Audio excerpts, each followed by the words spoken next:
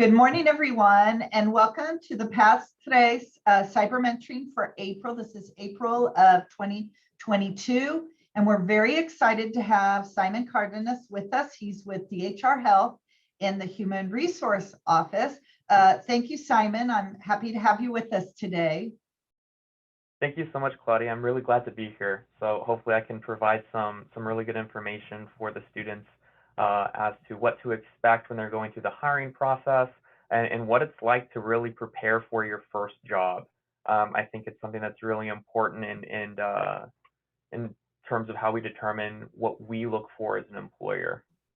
I agree with you. As a person who has interviewed and got jobs and interviewed and not gotten jobs, I'm very interested in this topic for our students because they, you know, at age, we have high school, we even have middle school who watch us and listen to us. And I think it's very important that they know what to expect. So first of all, Simon, tell me a little bit about yourself. Sure. So my name is Simon Cardenas. I'm from the Rio Grande Valley, from McAllen, Texas, born and raised. Very happy to be living and working here in the Rio Grande Valley. So my background, I went and did my undergraduate degree in government affairs over at University of Incarnate Word in San Antonio. Okay. Once I finished there, I went to go work for Congressman Ruben Hinojosa as a district staff member. And then after that, received my master's degree from UTRGV in public administration.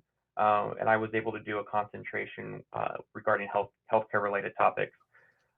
From there, I've continued to grow. My career background is primarily in community engagement, public affairs, and working with the different educational partners in the community, state and local officials, and other people.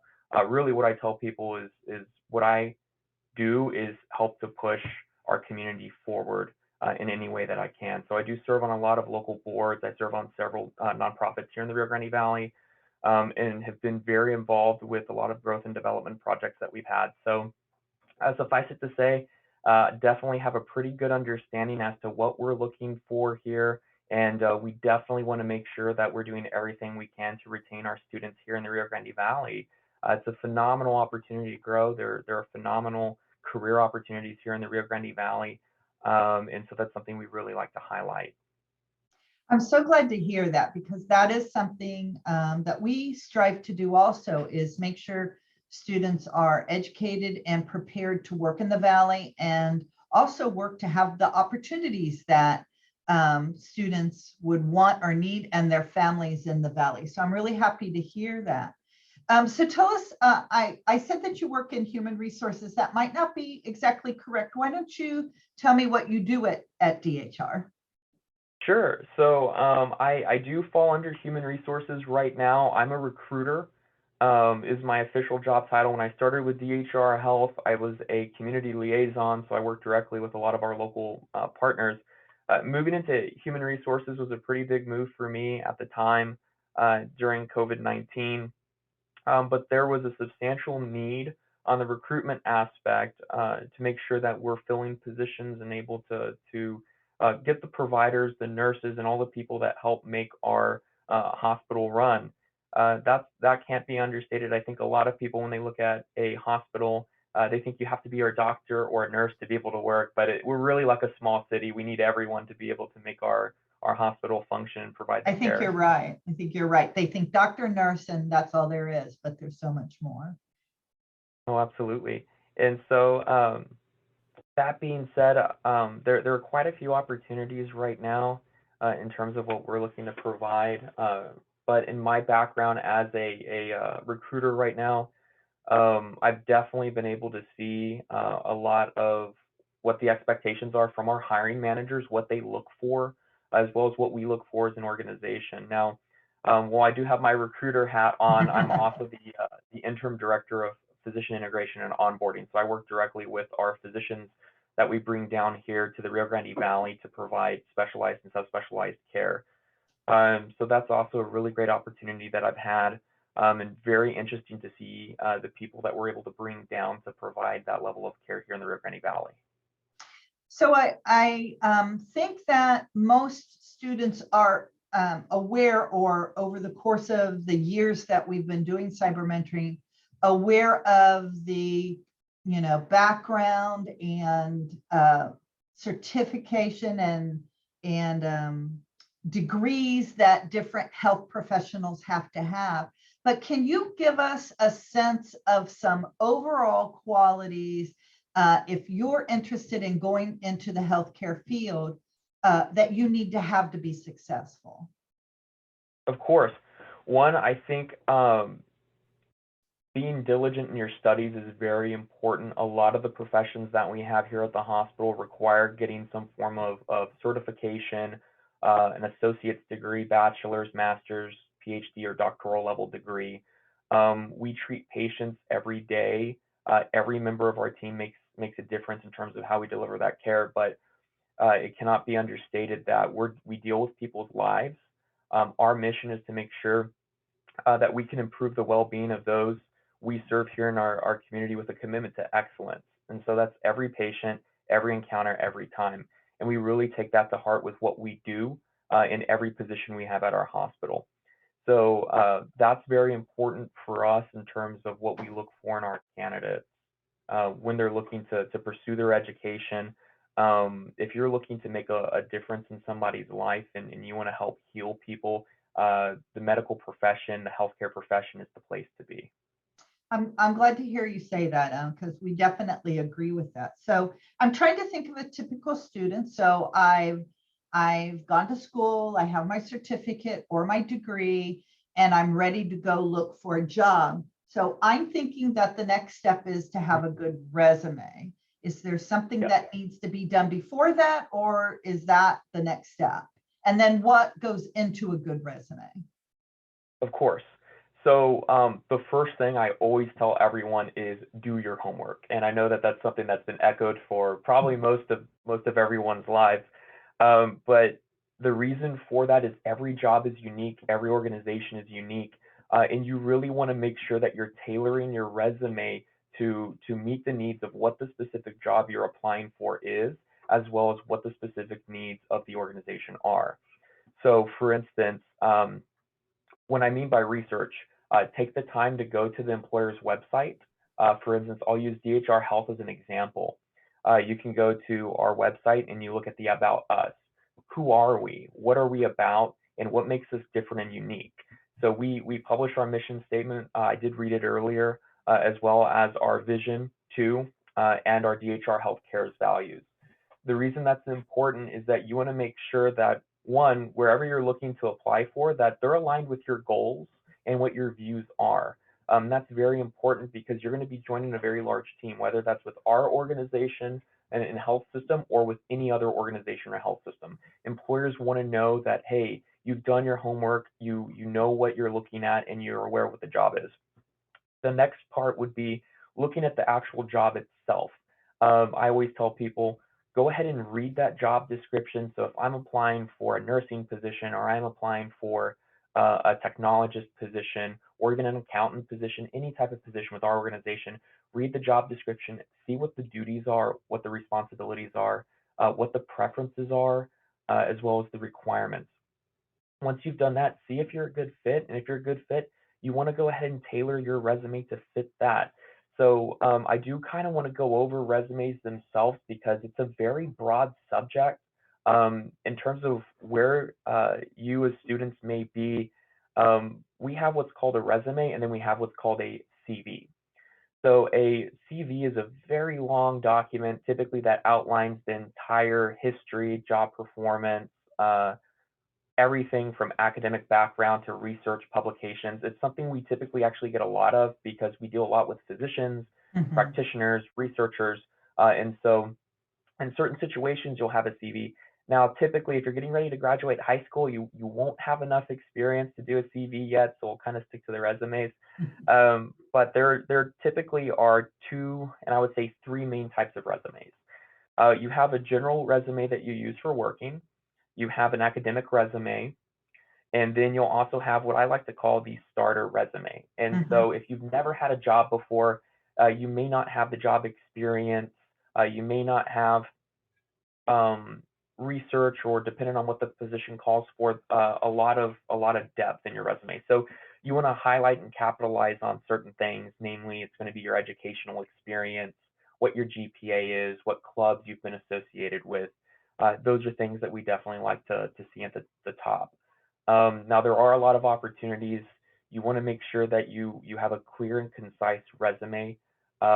Most resumes are typically between 1 and 3 pages. One is typically the best if you don't have as much experience. Mhm. Want to make sure that there isn't superfluous information in there or anything that is fluff.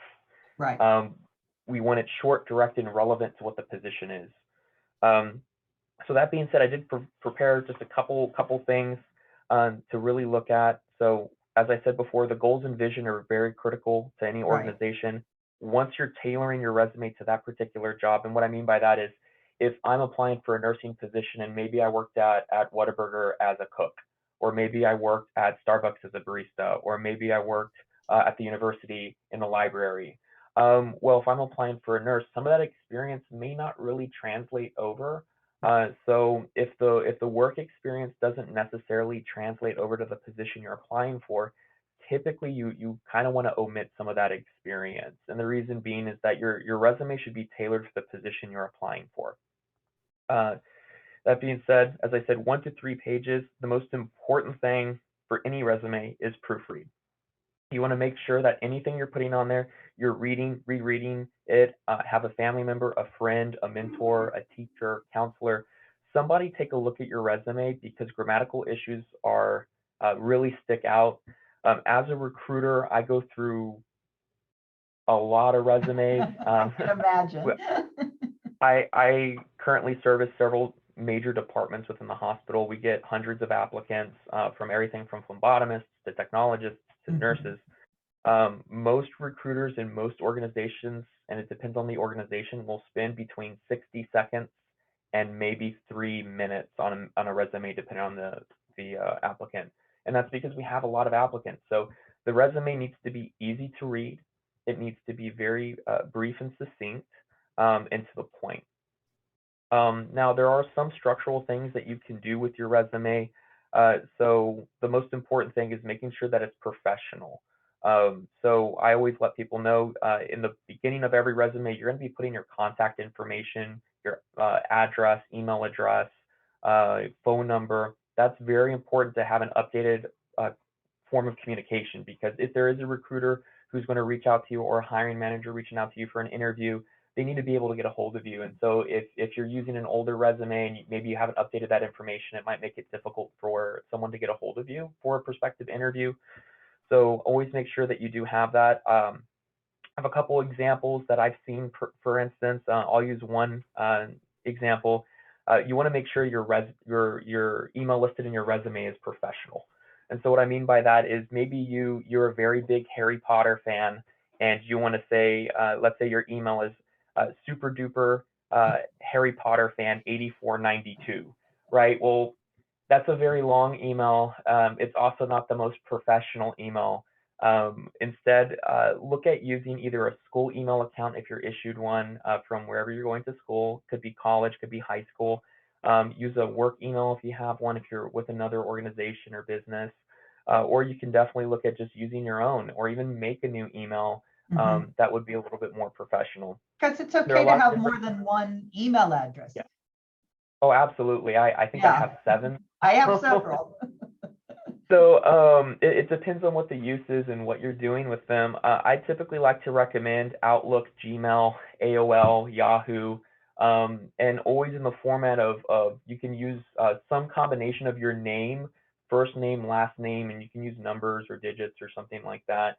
But for instance, I'll use my work email for an example. My work email is s.cardenas@dhr-rgv.com. That's my work email. My name, and then the domain name, very simple.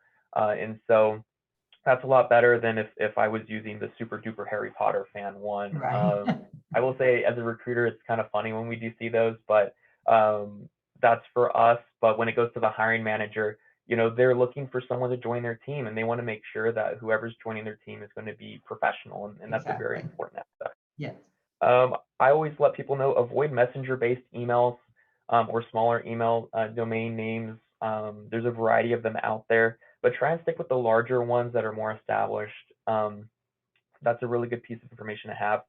The other thing too is that there are very specific employment laws in terms of what employers can and can't ask you during interviews. And so the reason I bring this up is in your resume, you typically want to avoid some information. Typically, you don't want to put your religion, your race, gender, date of birth, or marital status, or anything like that.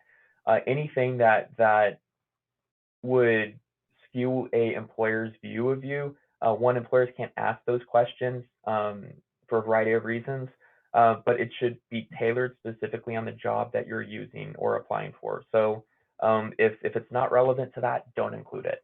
The other thing too is some resumes will include what's called a professional summary or profile in the beginning. It's a small statement as to why you're applying for the position. Some employers may request that.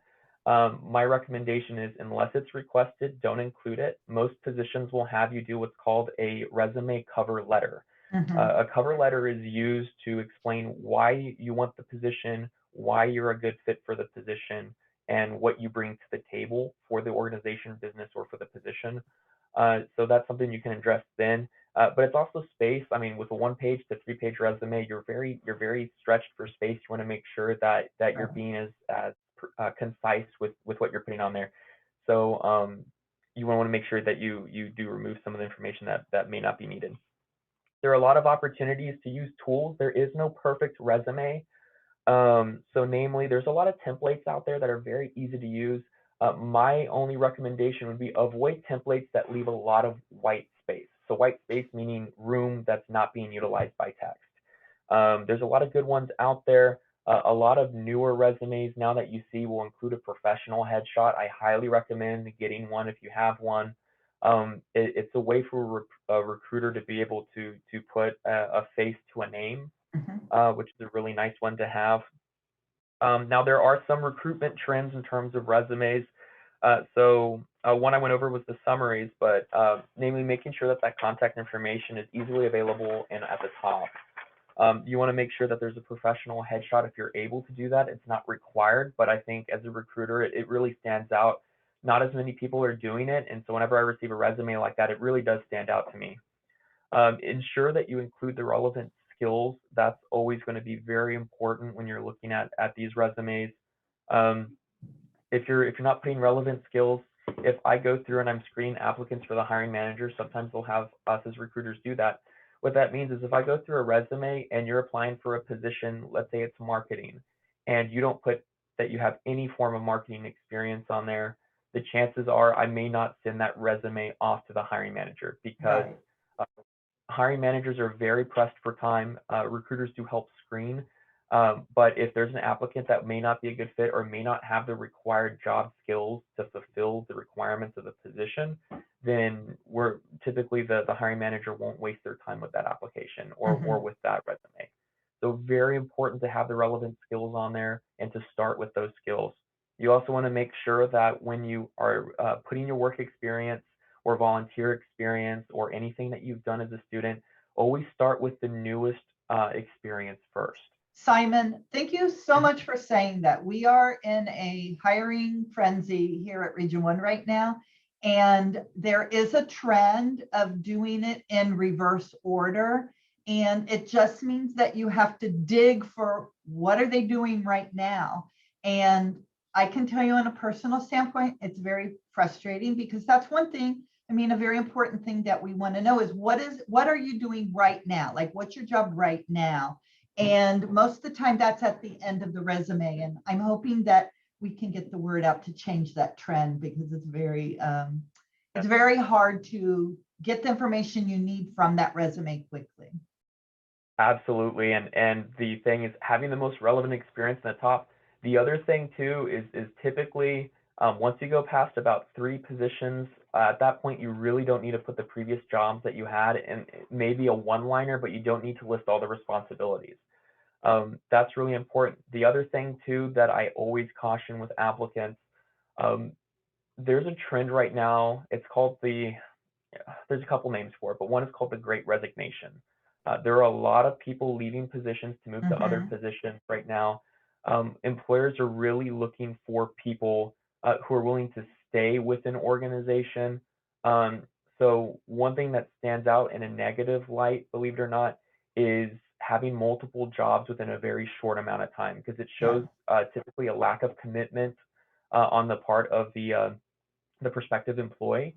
And then the other thing is, as a recruiter and representing an organization, when we are looking for people, we want to make sure that we're filling a position on the employer side. Anytime that we're having to replace somebody, it costs an organization anywhere from $3,000 to $5,000 or Wow. more to replace a position, and that's if we fill it quickly. So because you have to retrain somebody, you have to get someone up to speed. And so one thing too is, let's say you're looking for a summer job, do not put that you're only looking for a summer job. Right. You want to make sure that you're letting your employer know, hey, I'm coming on board, I want to work. If those are what your plans are, my biggest recommendation is not to let people know that, because Mhm. if I'm looking for someone and I know I'm going to have to replace you 6 weeks after I hire you, the chances Yeah. are I'm not going to waste my time to hire you Well, you because also we don't know what the future will bring. You don't know exactly. 3 months from now what, I mean, I know you think you know what you're going to be doing, but you don't always know what you're going to be doing. Oh, absolutely, because you may have a student, for instance, maybe you have gotten an opportunity to go to the East Coast for college, and you think, okay, well, I can only work for 2 or 3 months, and then I'm going to be going off to college. Well, let's say you get surprised by a local university, and they say, hey, we're going to give you a full ride scholarship if you stay here. Well, that might change your perspective, and maybe you might end up working for an employer a lot longer. Or So you don't know pandemic what might hit. Who knows? exactly. so, so that's something that's really important. Now, the one thing too is there is a section. So as high school students moving into college, Right. uh, education will be the number one thing on the top of your resume, because Right. you won't have as much work experience. Maybe you have a little bit, but definitely education. What that's going to show employers is how studious you are, how dedicated you are. Now, the one question everyone always asks me is, should I put my GPA on my resume? Uh, it's a yes and no question. If you are a high achieving academic student, you have honors, absolutely put your GPA on there. If you may not be the highest achieving student, you don't have to put it on there. You don't need to advertise what your GPA is as a recruiter. The only time I ever really look at a GPA is if someone puts it on there and it's like, oh, this person graduated summa cum laude, or they're Right. top 10%, or but outside of that, I mean, we really don't look at it that much in the world of job hiring. Right. Now, in the academic world, when you're applying for college, definitely you need to Very include your GPA on there. That goes without question. Um, but for the purpose of a job, I mean, the main thing is highlight your achievements, and that you always want to lead with your best foot forward. The other thing, as I said before, was relevant skills and experiences. Maybe you've done sports. Um, don't underscore anything like that. So maybe you're moving into a job. It might be a team-based job that you're looking to apply for. Hey, if you were captain of the team or co-captain of the team, or maybe you were president of the Student Government Association or a representative in one of the different clubs, put that on there, because the way that that's relevant is that you are working with other people. You're having to work in a team-based environment, and that looks really good. So don't forego volunteer experience, any type of work you do with nonprofits, sports, and extracurriculars are very important. The other thing is we want to know who you are as a person, and so your hobbies and what you do are very important. Even if it's a little section on, hey, I like to read these types of novels, or I like to go on hikes, or I like to go play football with my friends, or go to the beach and play volleyball. I mean, things like that, they bring a level of personability to the resume, Mhm. which is really nice. Um, as I said, numbers are also very important. So let's say you had a project you were working on as a student, and let's say it was a car wash for a nonprofit, and you helped to raise $2,000. Put that on there. Oh, that's Numbers great. are important, and Yeah. we want to know, like, hey, what impact are you making? What are you doing? What are the demonstrated results that you've shown? And Mhm. so maybe it's like you were saying, hey, we had the most successful um, car wash, or maybe we raised the most for our FFA or ag group, or different things like that. Maybe there's an award you received or your organization received that you were a part of. Be sure to include that information on there. Mhm. Now, the one thing everyone asks me is warnings. What are the things to tell people to avoid? Definitely, this is some of the really important information. One is too much information. As I said before, be succinct, meaning be concise. Make sure that what you're putting is relevant to the job you're applying for. You don't need to put everything you did at a job. Just put the main highlights. So if let's say I'm an assistant manager at a fast food service place, maybe I'll put, hey, I worked with employees, I helped manage employees, I worked with the accounting information Mhm. and ensuring the logistical support of the organization. I'm not going to put, I was in charge of clocking people in and out, I was in charge of locking the door, I was in charge of that type of stuff. You can omit. You don't need to put it. Just what's relevant, the main job skills to the position. Now, the next one is properly naming your file. This is Mhm. one a lot of people mess up with resumes. Big one is do not submit a Word document if you can. You can either scan it or convert it, preferably convert it to PDF. Most Outlooks, Microsoft, or Adobe will give you the option to convert to Which you PDF. can The do with reason your is, phone. You can convert yeah, with your phone to PDF. So yeah, you can actually scan. A lot of people don't know if you have like an iPhone, for instance, you can use the yes. note function and direct scan your Mhm. resume. The reason is if it's submitted in a PDF, it's a little bit more formal. It's finalized. It's not an Mhm. open document that can be edited. And then the other thing too is a lot of people don't realize is if you send someone a Word document, it actually keeps track of all the edits and changes you've made to the Word document. Yeah. So definitely submit a PDF. PDF. Really great idea. Yeah. The other thing Great is going to point. be naming that document. I can't tell you the amount of times that I have seen documents either incorrectly named or scanned object, scanned image. We deal with hundreds of resumes as recruiters. Same thing with the hiring managers. So if we're trying to look for your resume and we have 100 applicants with 100 resumes and your resume says scanned item, the chances are we're going to move to the next applicant Mhm. and look at their resume before we finally get to yours, because if I have 100 applicants I'm going through, and if let's say I spend 3 minutes on each applicant, that's like, Hour. that's 3 minutes times 100 is 300, divided by 60 minutes. So I mean, you're 6 hours of the day just reading Yes. applications to go through 100, and that's with 3 minutes per Mhm. application. That doesn't include calling, finding information.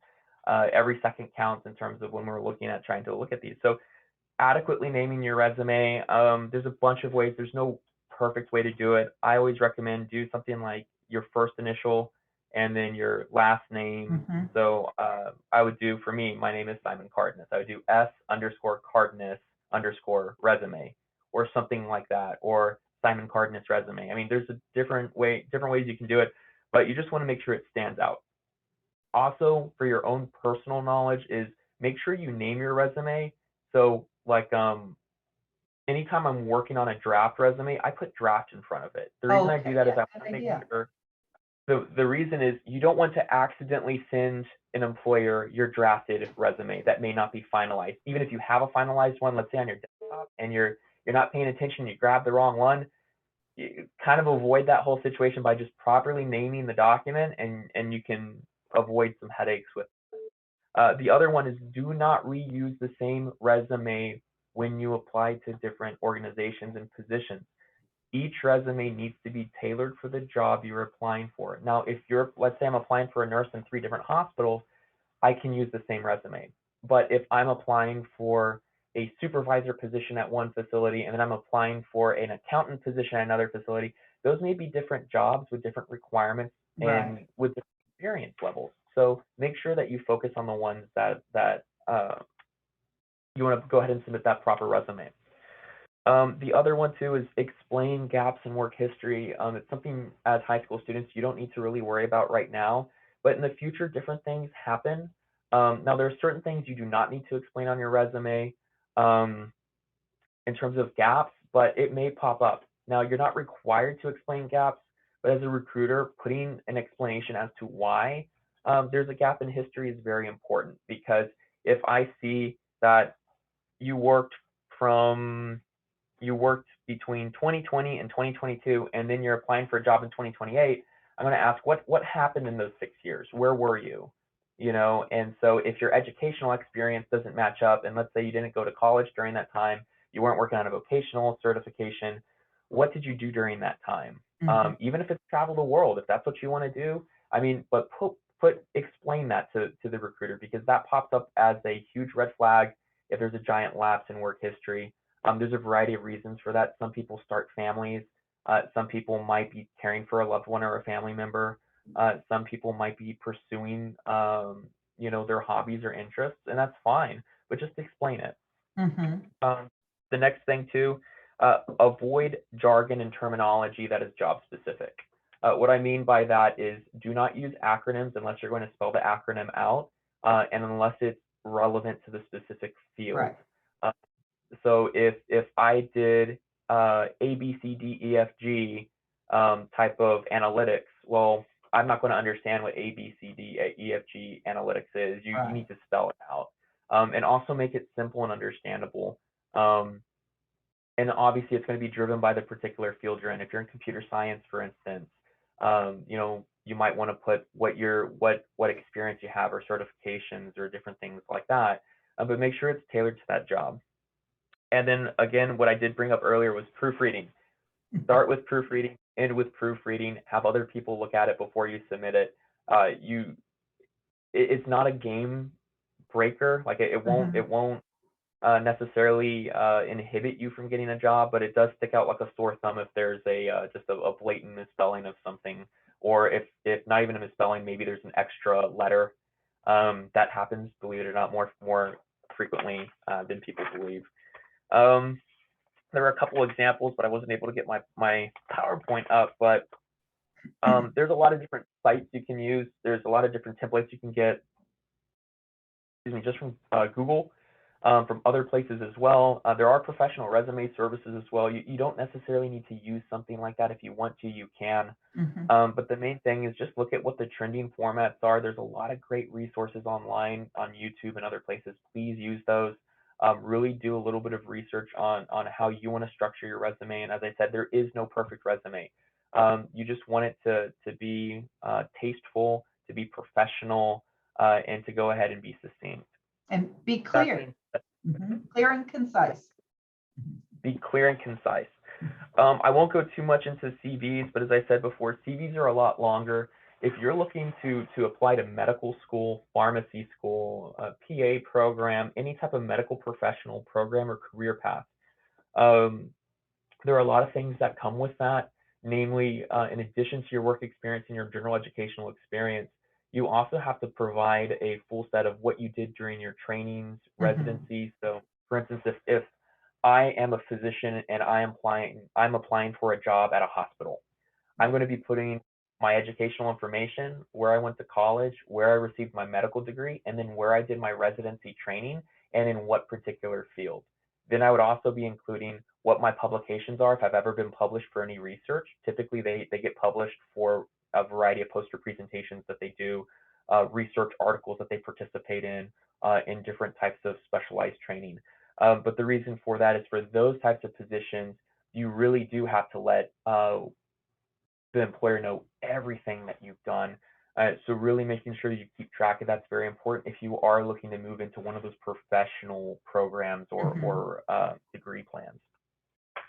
So we've talked a little bit about resumes. Now moving from resumes, I don't know if I'm jumping the gun a little bit, but moving to interviews, That how do that was my resumes? next question. So you've done your research, you've written this beautiful resume, they've called you for the interview.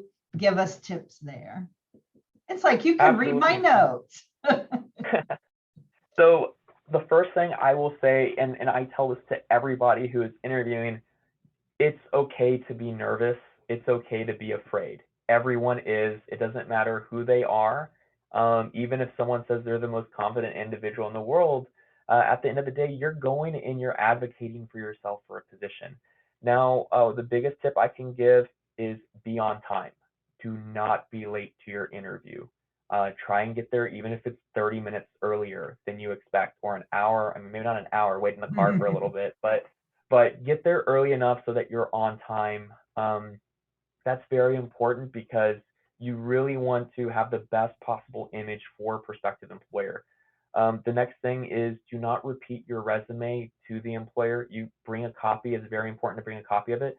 But if you're being interviewed, they've probably already looked at your resume. It's already been screened. They liked what they saw, and that's why they're there to interview you. They want to know who you are as an individual. Mhm. So avoid just restating exactly what's on your resume. They may have it there. You can provide a copy of them to use as a reference. But really talk about yourself. But moving into that interview, the most important thing, it ties into the resume. Do your research, do your homework, know where you're going to be applying for a job, what makes them unique. So I'll use DHR Health as an example. Based on our mission and vision, you can go and read that, see what we're about, look at some news articles about us, what makes us unique. Well, DHR Health is the largest physician-owned hospital in the United States. We're the only locally owned and operated health system here in the lower Rio Grande Valley and in the Rio Grande Valley. We are one of the largest health systems. We have 6,000 employees. We have 600 affiliated physicians and almost 1,600 nurses. So very large. And why is that important? Well, we are doing anything and everything we can to push what healthcare is here in the Rio Grande Valley by bringing specialized and subspecialized services. We were Mhm. founded by people here in the Rio Grande Valley that wanted to make a difference. So the reason I say that is who we are and why we were established, why we created our hospital is very important. And we want people to join our team that have a vision that is aligned with ours, that want to meet what our mission expectation is. We want people who want to be able to help push the community forward, want to make our community a healthier place. Those are important to us. So as an applicant, you should take the time to do your homework on any employer, see what they're doing, what they're about, and one, see if they're aligned with what you are looking for with a job. And then if you feel like you really can relate to what they want to do and what their mission is, don't be afraid to talk about that during your interview Mhm. because that's what people want to hear. The next thing is make sure to be professional. You want to introduce yourself accordingly. Body language is very important, and definitely when you're nervous, it's easy to make mistakes. Take some time, sit down with a family member, a friend, a mentor, a teacher, counselor, and do a mock interview. Have them ask you some questions. Practice introducing yourself. That's very important. Even I still do that today. Mhm. Whenever I go to meet people, I work with a variety of nonprofits and we're always meeting new people and going and trying to build connections with the community. And I still go up there and I still introduce myself, put a smile on, shake someone's hand, nice firm Mhm. handshake, dress appropriately. This one cannot be understated. With everything going on, there's so many virtual interviews going on. Just because an interview is virtual, uh, definitely do not wear, your pajamas if it's virtual. Want to look professional, make sure that you look professional. I always recommend if you need to go do a haircut or you want to do anything like that, make sure that you are putting your best image forward to a Yes. prospective employer. The next thing, know your goals. What do you want to accomplish? Where do you want to go? Is this just a job? And there's nothing wrong with it being just a job. You need to Mhm. you need to have a source of income. You're trying to go through school. There's nothing wrong with letting people know, hey, I'm working to put myself through school. Perfectly fine. But maybe you're looking to move and you're wanting to build a career, and which we'll talk about questions in a little bit. But really make sure that you know what your goals are and what you are looking for as an individual, because that will really shape how you approach any interview and your ability to answer interview questions, because Yes. a lot of those will come up during the Mhm. interview. Uh, do not, and it's kind of funny because I said prepare, but do not over prepare. Right. And what I mean by that, a lot of times you want to make sure that you do have questions. Prepare your own questions. For instance, if I was applying to DHR Health and I saw, oh, hey, DHR Health is the largest physician-owned hospital. Maybe a question I would say is, hey, what's the difference between a physician-owned hospital and a non-physician-owned hospital? Do you think that affects the quality of the care that you provide? Do you think it helps you to be a better provider?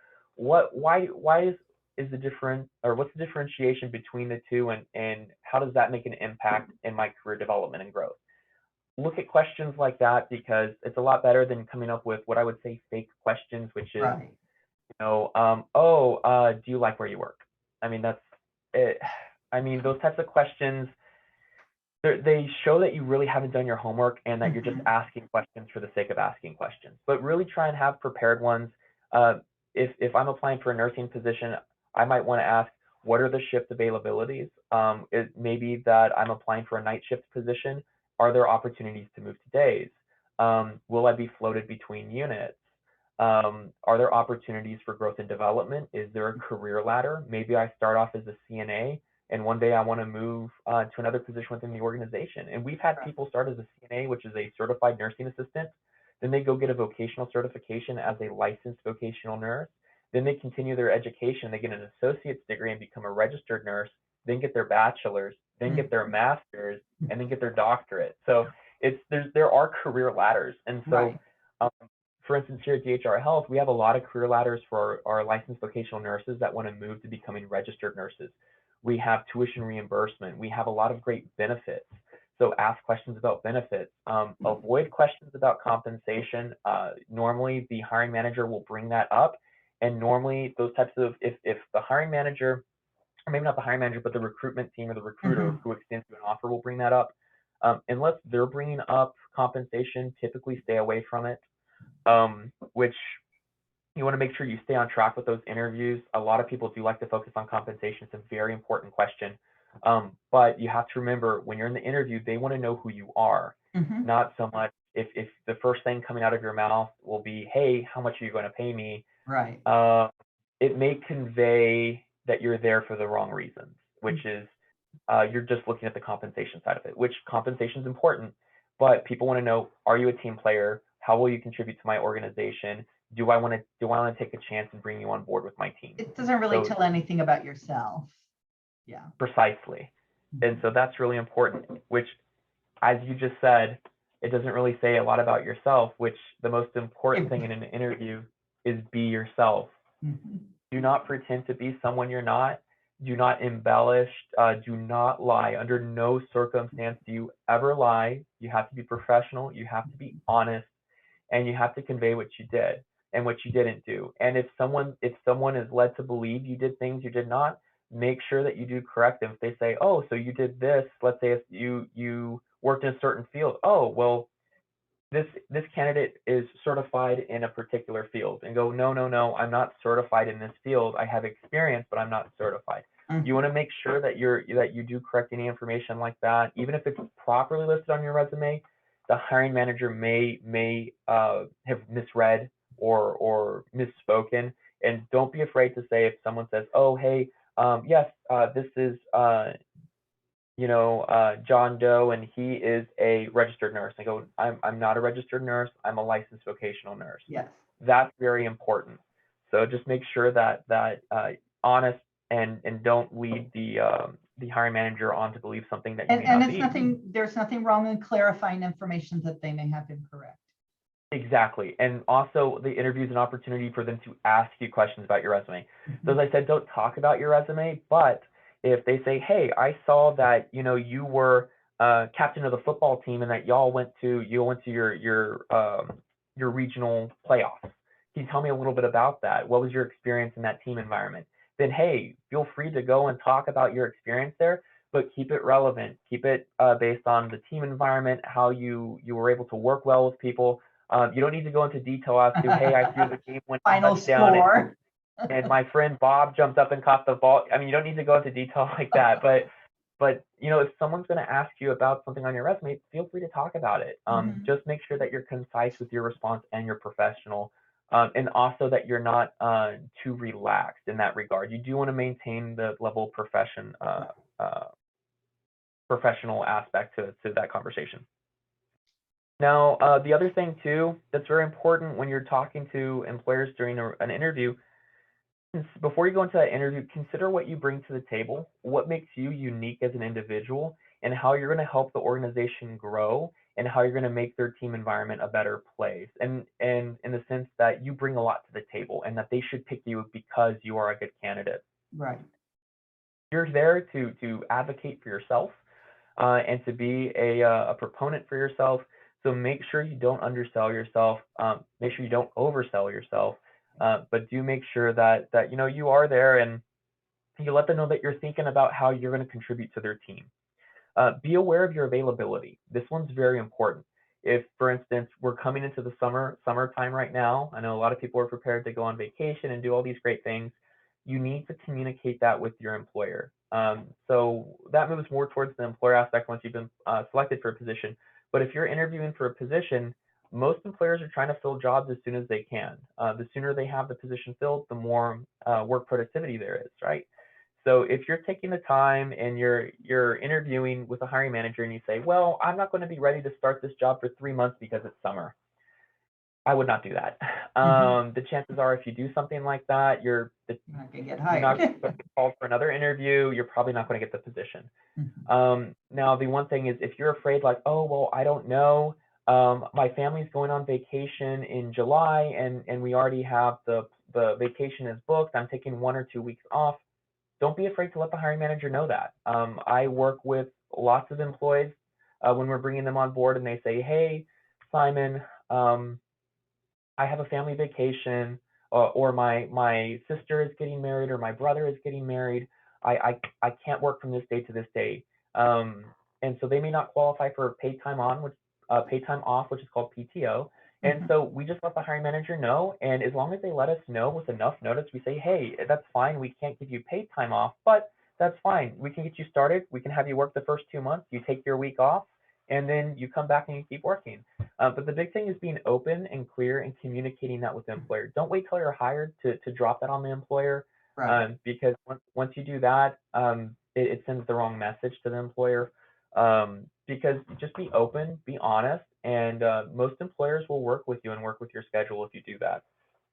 So the other thing too is, as I said before, do not state your demands. I have actually seen this in interviews, because I do participate in interviews where I'm there, and I will have people actually tell the hiring manager, I will only work from 10 to 6, or I will only work from 8 to 2, or I need to be able to move my schedule around to do what I want to do.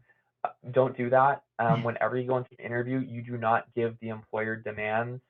That's a very quick way to not get called for another interview and to not get a position. You need to be respectful, you need to be professional.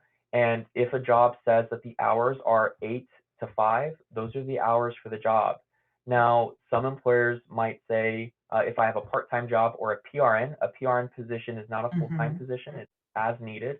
Right. There may be more flexibility with the job. And if there is more flexibility, you can always ask the employer, I know I can work with these hours, but maybe I'm taking evening courses. Would you be willing to let me out of work an hour early 2 or 3 times a week if I come in an hour early to let me off, and I'll come in early. Most employers will flex with your schedule to try and make sure that you can continue to move forward with your education. If you're in school or you're taking morning courses, we work with our employees. I know a lot of other employers do. But just be upfront about that.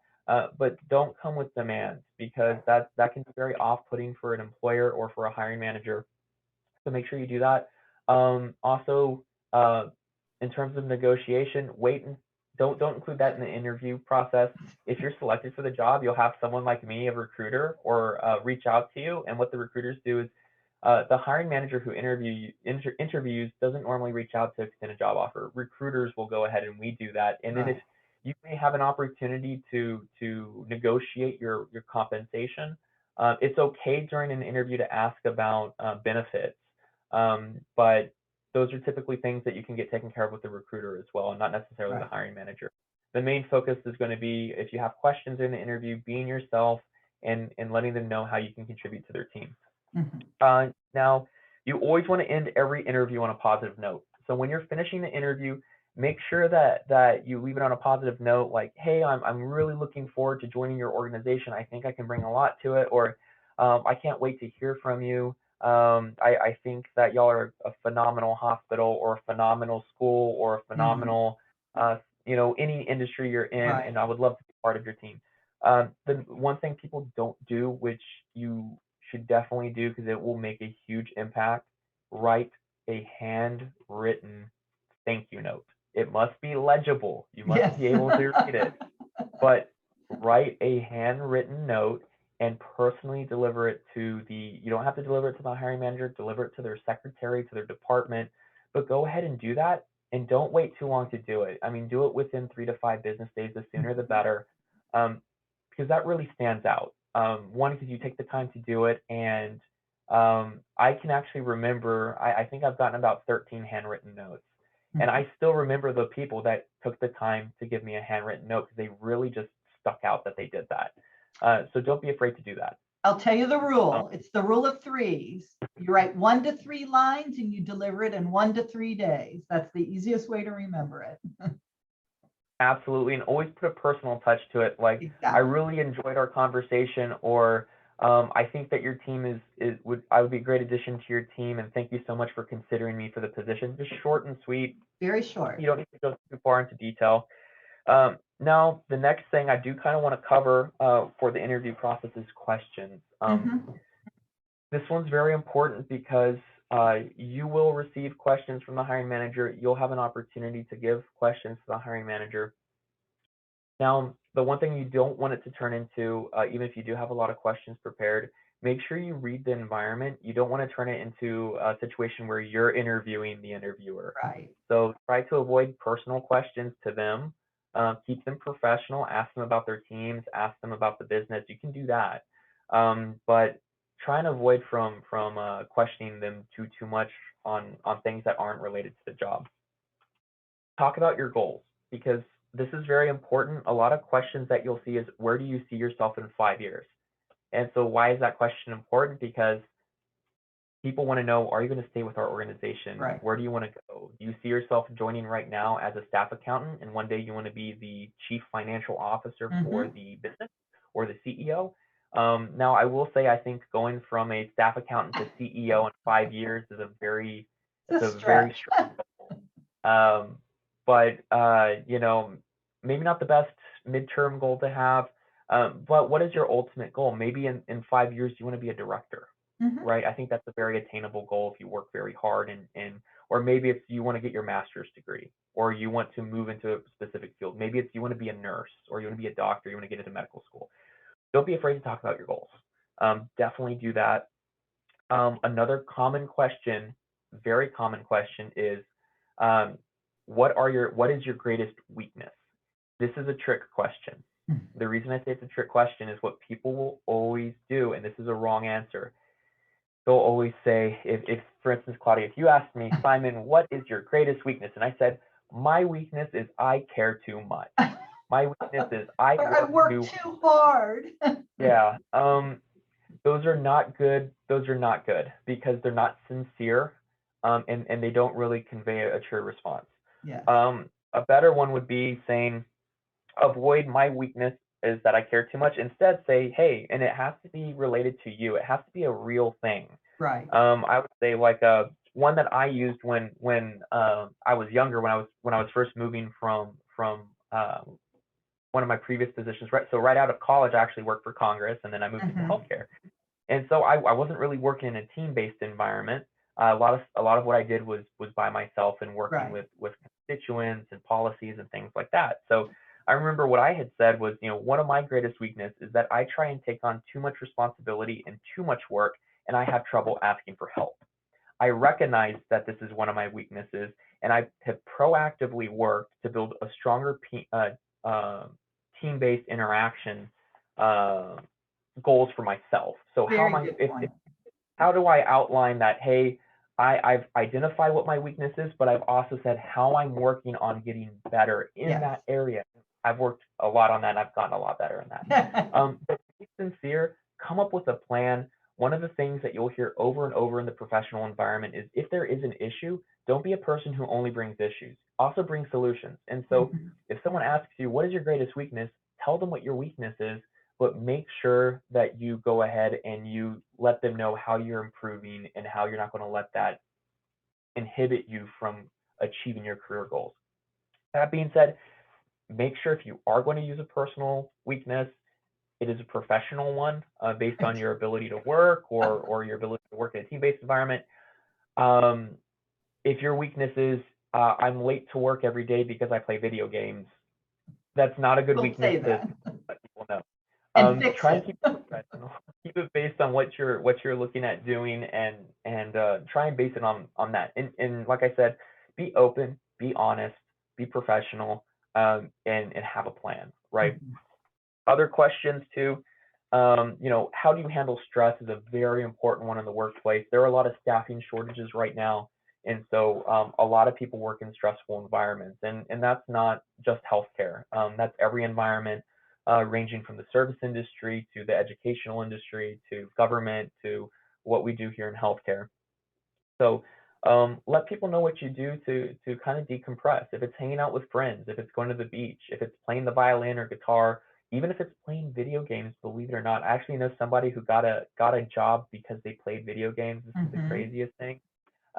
So the person happened to was talking about how he decompressed, and he said, after a long day, I go home and I spend 2 hours playing this particular video game.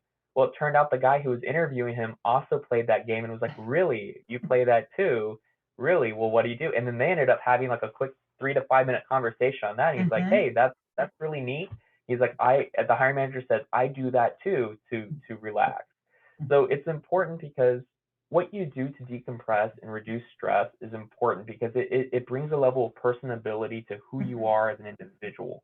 And that's what these interviews are about. At the end of the day, you're not just a person on paper, you are a living, breathing human.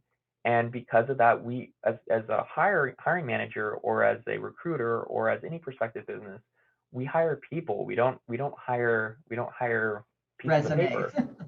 Exactly. And so very important to talk about that. Another one is there's a lot of movement towards working in team-based environments.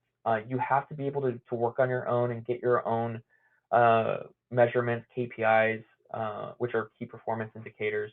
You have to be able to get your own work done, but you also have to be able to work in a team-based environment. In healthcare, everything we do is a team-based environment. So Right. whether we're here supporting our staff members with educational initiatives, benefits, anything like that, or a medical team. I like to use the medical team as an example because with the medical team, you have a physician who leads the medical team by diagnosing and coming up with a treatment plan for a patient. But they work closely with nurses, they work closely with physician assistants and nurse practitioners. They work with our pharmacy team, with our phlebotomists, with our unit clerks, CNAs, respiratory therapists, nuclear medicine, technologists, porters, and a lot of jobs you probably haven't heard of, but they're all necessary to be able to take care of patients. Right. Um, so it takes a whole team, and you have to be able to work in a team-based environment, communicate professionally, and things can be frustrating sometimes. But you Mhm. have to be able to make sure that um, if there are personal frustrations or work-related frustrations, you keep them out of that team-based environment, and you look at proactive measures to push the team forward to complete your goals and objectives. People want to know that you can be a good team player because Right. if you're a good team player, everyone's going to want you. It's such an important thing. The other thing is your soft skills. Your ability to communicate with people is so important. I speak with a lot of medical students, a lot of medical doctors who have graduated medical school, who are applying for residency, also applying for fellowship. So even after they complete residency, they go to fellowship for subspecialized training. Um, and believe it or not, soft skills is a very difficult thing because the academic rigor is very important. You have to perform very well, but at the end of the day, you also have to communicate with people. So, you may have a 4.0 GPA, you may be the most highly trained person in a particular field, but if you have all that information here, but if you can't communicate that information, very difficult to work in a team-based environment. That's true. So definitely make sure you get out there, work with different organizations, volunteer, build those communication skills, but also build your academic skills as well. Take the time to study, work really hard. And I know students hear it all the time, study, study, study, study. Yes, you have to perform academically. But I will say, as someone who goes through hundreds of applications, um, certain things stick out. If someone's a valedictorian or salutatorian or they're top 10% of their class, that sticks out. But I mean, if you had a 3.5 GPA and someone has a 3.1 GPA, I mean, those are both really good GPAs. And what differentiates you between the person with the 3.1 and the 3.5 or the 4.0? Well, you all got the interview. It doesn't matter if you were top of your class or halfway through your class or even bottom of your class. If you all got Right. the same interview, y'all are all in the same place. They saw your resume, they liked you, they want to meet who you are. So Right. don't be afraid to sell yourself, talk about yourself, but really focus on building those soft skills. Um, there's some other questions too to look out for. There's different types of questions that we have too in how we look at processing some of these different um, interviews that we conduct, and those are in the form of open-ended questions, closed-ended questions, Mhm. and there's some different examples that I did bring. So a closed-ended question, they want a definitive answer. How many years of experience do you have in this field? Have you ever worked from home? When did you leave your last job? They may even ask you, what was your GPA? Or what was your best subject in school? Those are examples of closed-ended questions, meaning that there's a definitive answer. An open-ended question is, tell me about yourself. Tell me about your goals. What skills do you have? What's your Mhm. management style? Those are open-ended, and it's a lot easier to be more personable with open-ended questions than it is with closed-ended questions. Mhm. So really do try and if you do have any open-ended questions, they're great opportunities for you to talk a little bit about yourself. Right. If you do get a closed-ended question, be succinct, answer the question, and then move to the next question or pro-offer your own question. If there's like a little bit of silence that can happen during an interview after a question, don't be afraid to ask a question. So if they ask, what was your GPA? And you say, hey, my GPA was a 3.1, or even if my GPA was a 2.7, or my GPA was a 3.5, whatever your GPA is, you can always say, my GPA was a 3.0. However, I was working a full-time job or part-time job while I was going to school. Or Qualified.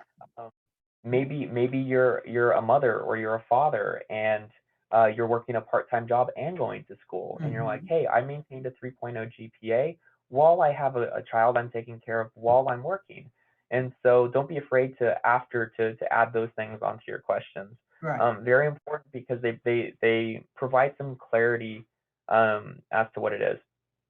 But those are the main things that I can definitely point out to when it comes to the resume process, the interview process.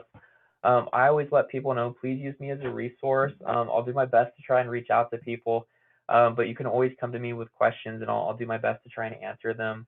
You can always shoot me an email. My email is s.cardenas, so that's s.cardenas at dhr dash, which is a hyphen, rgv.com. I'm happy to try to answer questions for prospective candidates, or even if you wanted me to quickly eyeball your resume, I'm Mhm. happy to do that for you. Don't give me 500. It might take me a little time to get through, but I'll definitely do my best to help out. And there are a lot of other people who would do that. Definitely don't be afraid to talk to your professors, your teachers, your counselors, because they're huge resources too. But don't be afraid to ask for help. If you don't feel comfortable with something that you put on your resume, or you don't think something looks right, it's okay to ask for help. It's better to do that than to maybe omit information that you should have added, or to put something that maybe you shouldn't have put. But please reach out for help. If you have a mentor or someone who can do that, definitely do that as well. Anything you can do to make yourself a stronger candidate. You have to remember at the end of the day that you are your own best advocate. Mhm. Have to be able to advocate for yourself. We can give you all the tools to succeed. We can give you all the information in the world. But if you don't put it into practice, then you're not giving yourself an opportunity to truly succeed. That being said, here at DHR Health, we're always looking at making sure that we can try and retain people from the Rio Grande Valley. We actually just got an award from UTRGV yesterday for being a Wow. top employer for UTRGV grads, so we're very proud of that. But we really do look at trying to bring back people from our local community. We grow our own. We provide opportunities for students. I have a lot of students going to local places down here, Texas Southmost College, UTRGV, some of the vocational institutes as well, uh, and a variety of other programs, working on their master's degrees, things like that, and working PRN or working part-time or even working full-time. Mhm. But we really do try and work with students, because at the end of the day, the Rio Grande Valley is a phenomenal place to work. It's a phenomenal place to learn. We're on the map, and we have major employers from around the world looking at us. SpaceX has moved down here. There's a major steel foundry coming, liquid natural gas coming to Brownsville. The healthcare industry is exploding down here. I use DHR Health as a reference because about a little over 20 years ago, we had about 40 staff members and we have 6,000 today. Yes. So we're definitely growing. We're looking for good people.